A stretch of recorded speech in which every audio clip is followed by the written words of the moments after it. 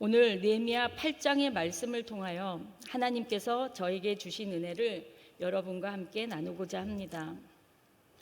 어제 우리가 보았던 7장에서 이스라엘 백성들은 우여곡절 끝에 52일 만에 성벽을 재건하였습니다. 비록 성벽 재건의 역사였지만 52일 만에 짓는다는 것은 굉장한 속도였습니다. 그만큼 그들은 어떤 회복에 대해서 굉장히 목말라 있었고 무언가를 새롭게 하고자 하는데 대단한 열정이 있었습니다. 오랜 세월 동안 포로 생활을 마치고 돌아와 폐허가 되어버린 조국의 형편을 보면서 그들은 느헤미야를 중심으로 여러 가지 안팎으로 도전과 위협이 있었지만 느헤미야의 탁월한 리더십과 하나님의 전적인 은혜를 통해서 이제 모든 모양새가 다 갖추어졌고 더구나 백성들이 성읍에 거주할 집까지 다 구비가 되었습니다.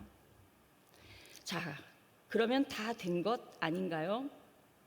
성벽 건축이 완성되었으니 본국에 돌아온 느헤미야의 목적이 다 이루어진 것 아닌가요? 느헤미야는 성벽을 재건하고 백성들의 거주지를 마련하는 것이 그의 궁극적인 목적이 아니었습니다. 그는 무너진 성벽 재건을 통해서 그가 꿈꾸고자 하는 진정한 사역이 있었습니다. 그 꿈꾸는 일을 위해 이제 인물이 바뀝니다. 지금까지는 느헤미야가 모든 사역을 주도적으로 감당해 왔습니다. 그런데 지금부터는 학사 겸 제사장인 에스라가 나서게 됩니다. 에스라는 백성들에게 말씀을 잘 가르치는 사람이었습니다. 일찍이 그는 에스라서에서 이런 힌트를 남겨주었습니다. 느헤미야서 바로 앞 에스라 7장 9절을 한번 보실까요? 에스라 7장 9절을 한번 보시고 제가 9절을 읽겠습니다. 첫째 달 초하루에 바벨론에서 길을 떠났고 하나님의 선한 손에 도우심을 입어 다섯째 달 초하루에 예루살렘에 이르니라. 에스라가 여호와의 율법을 연구하여 준행하며 율례와 규례를 이스라엘에게 가르치기로 결심하였었더라. 아멘.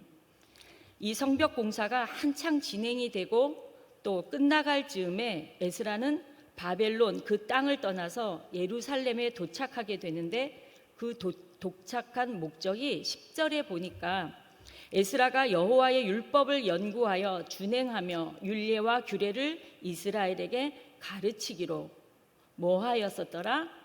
결심하였었더라. 그러니까 느헤미야는 사실상 행정관으로 그는 백성들을 조직하고 지도자를 세우고 성을 재건하는 실무적인 일을 감당하는 사람이었습니다.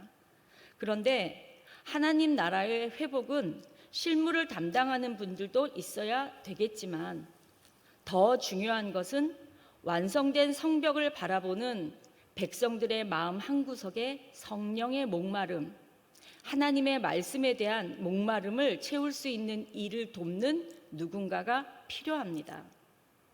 지금 이스라엘 백성들은 아무리 성벽이 재건되었다고 해도 하나님 말씀의 생수에 목이 가란 것이었습니다. 그래서 그들이 이제 스스로 어떤 요청을 하고 있나요? 오늘 본문 1절을 보겠습니다.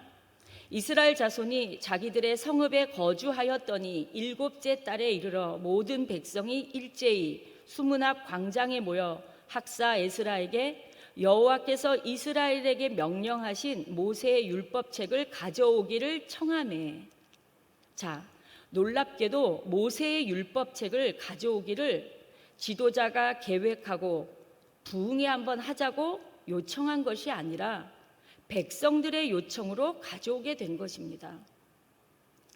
그들은 성벽도 지어지고 거주할 집도 안전하게 구비가 되어서 이제 모든 것이 이상 없이 준비된 것 같이 느껴졌지만 아직도 마음 깊숙한 내부에는 채워지지 않은 영적인 허기가 있다는 사실을 스스로 느끼게 되었고 그 영적인 목마름, 다시 말해서 하나님 앞에 예배의 회복을 목말라 하고 있었던 것입니다. 그래서 그들이 먼저 성경을 읽고 예배드리기를 요청합니다. 이 백성들이 먼저 요청을 하고 있어요. 그 요청에 응답하기 위하여 저 멀리 바벨론에서부터 예루살렘으로 에스라가 올라오도록 하나님께서 인도하셨습니다. 그런데 이스라엘 백성들은 그 율법책을 옆구리에 끼고 아무거나 펴서 읽으면 되는, 책상 위에 얹어두고서 가끔씩 펴서 읽어보는 성경책이 아니라 하나님이 모세에게 명령하신 책으로 인식을 했습니다. 여호와께서 이스라엘에게 명령하신 모세의 율법책 가져오기를 청하매 그랬어요.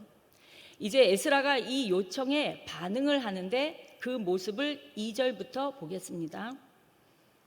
일곱째 달 초하루에 제사장 에스라가 율법책을 가지고 회중 앞 곧 남자나 여자나 알아들을 만한 모든 사람 앞에 이르러 수문 앞 광장에서 새벽부터 정오까지 남자나 여자나 알아들을 만한 모든 사람 앞에서 읽음에 뭇 백성이 그 율법책에 귀를 기울였는데 그때에 학사 에스라가 특별히 지은 나무 강단에 서고, 여기까지 읽겠습니다. 일곱째 달 초하루에 백성들이 일제히 모였다고 했는데요. 이 일곱째 달, 즉 7월 1일은 나팔절입니다. 이 날은 나팔을 길게 불면서 하나님의 구원을 선포하는 날입니다. 그리고 7월 10일은 대속죄일로 1년에 한 번 대제사장이 온 백성들의 죄를 지고 지성소 안으로 들어가는 날, 그래서 온 민족의 죄를 속죄하는 날이고, 7월 15일부터 22일까지 한 주간은 초막절입니다. 초막절을 지내면서 하나님이 광야에서 우리 민족을 인도하신 것을 기념하는 날이 바로 7월이에요.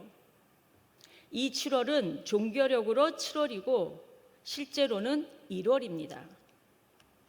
이로써 새롭게 하나님 앞에 드리는 예배가 회복되게 된 것입니다. 자, 이제 제사장 에스라가 율법책을 가지고 회중 앞에 섰는데 본문 3절, 수문 앞 광장에서 새벽부터 정오까지 남자나 여자나 알아들을 만한 모든 사람 앞에서 읽음에 뭇 백성이 그 율법책에 귀를 기울였는데 그랬습니다. 언제부터 언제까지? 새벽부터 정오까지 약 6시간 정도입니다. 누가 모였습니까? 알아들을 만한 모든 사람들, 우리 기준으로 보면 초등학생부터 노인까지. 어떻게 들었나요? 귀를 기울여 경청하였습니다. 에스라는 서서 낭독을 쭉 합니다. 거기에는 무슨 재미있는 간증도 없고 예화도 없고 율법 말씀을 그냥 하염없이 읽어가는 것입니다. 그런데 모든 백성이 귀를 기울이고 들으니 마치 스펀지에 물이 빨려 들어가듯이 백성들의 심장과 뼈와 살 속으로 파고 들어가는 것입니다. 우리도 서서 쉬지 않고 6시간 동안 이 장면을 재현해 본다면 어떤 일이 일어날지 한번 상상해 보시면 재미있을 것 같습니다. 이제 본문 5절과 6절을 우리 함께 읽겠습니다. 에스라가 모든 백성 위에 서서 그들 목전에 책을 펴니 책을 펼 때에 모든 백성이 일어서니라. 에스라가 위대하신 하나님 여호와를 송축하매 모든 백성이 손을 들고 아멘 아멘 하고 응답하고 몸을 굽혀 얼굴을 땅에 대고 여호와께 경배하니라. 에스라가 율법책을 펼 때 모든 백성이 경건하게 일어섰고 모든 백성은 아멘으로 화답하고 또 몸을 땅에 대고 여호와를 경배하였습니다.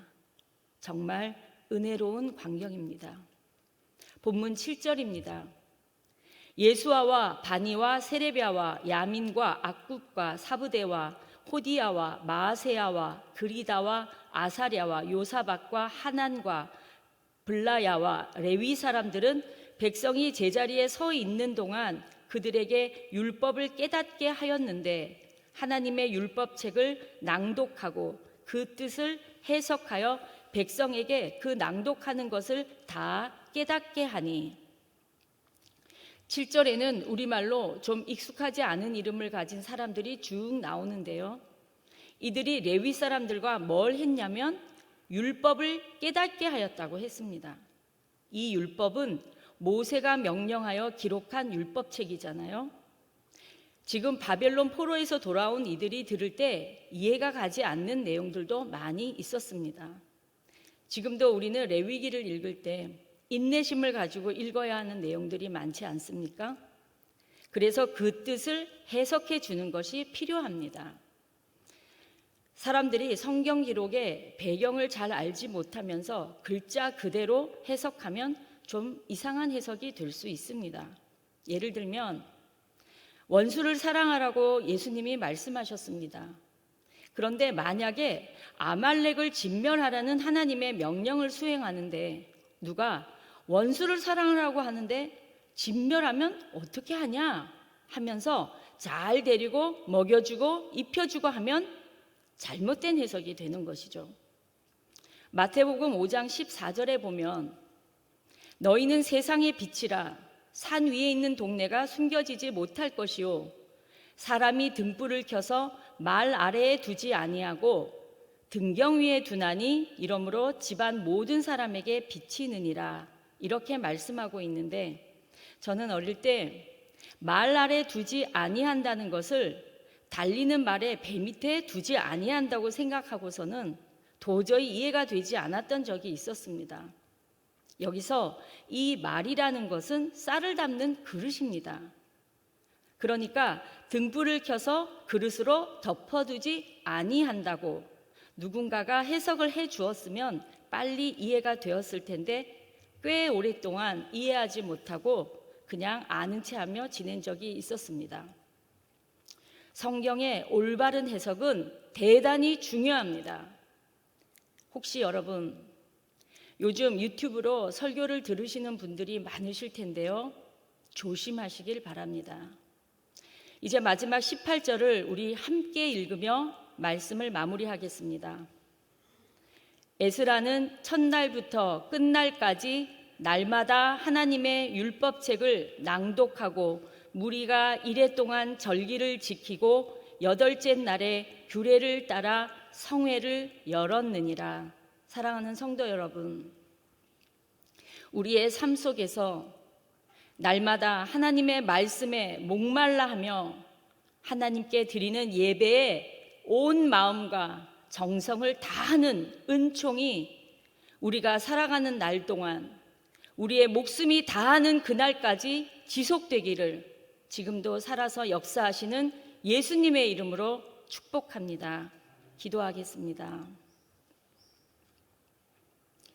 말씀으로 역사하시는 거룩하신 하나님 아버지, 지도자의 권유나 명령에 의해서가 아니라 스스로 하나님의 말씀을 듣고자 모세의 율법책을 가져오라고 요청한 이스라엘 백성들의 그 영적인 허기와 목마름이 오늘을 사는 우리에게도 있음을 깨닫습니다.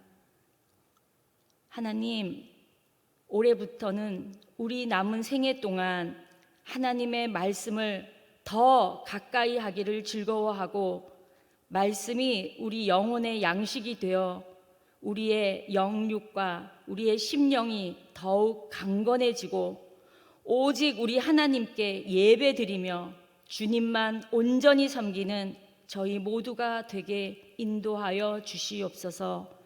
우리를 죄에서 구원하신 예수님의 이름으로 기도합니다. 아멘.